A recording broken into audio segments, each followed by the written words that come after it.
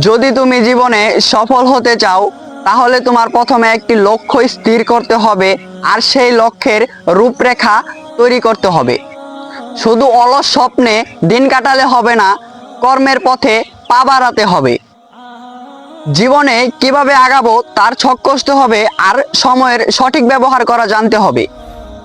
কঠোর পরিশ্রমকে আপন করতে হবে, অলসতা ও আরামকে দূর করতে হবে। নিয়ম করে প্রতিদিনই কাজ করতে হবে, ছোট ছোট পদক্ষেপে এগিয়ে যেতে হবে। সাধনার আগুনে নিজেকে পোড়াতে হবে, তবেই তো খাঁটি সোনা হয়ে উঠবে। লোকের সমালোচনা কানে নিলে হবে না, নিজের বিশ্বাসের উপর ভরসা রাখতে হবে। মনে যদি বয়সে হানা দিতে চায় তবে তাকে সাহসের সাথে দূর করতে হবে। সংশয়ের মেঘ যদি ঘিরে ফেলতে চাবে আত্মবিশ্বাসের আলোয় পথ দেখতে হবে। একবার হেরে গিয়ে থেমে গেলে হবে না, ভুল থেকে শিক্ষা নিয়ে আবার লড়তে হবে। ধৈর্যের পরীক্ষা বারবার দিতে হবে, পরে গিয়ে উঠে দাঁড়ানোর জিত রাখতে হবে। যাত্রাপথ কঠিন এটা মেনে নিতে হবে, তবু থামবো না এই শপথ করতে হবে।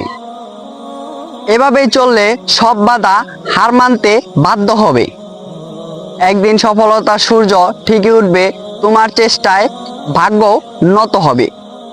স্বপ্নের শিখরে তুমি পৌঁছে যাবে। তোমার গল্প শুনে সকলে প্রেরণা পাবে, এভাবেই জীবনের সার্থকতা খুঁজে পাবে।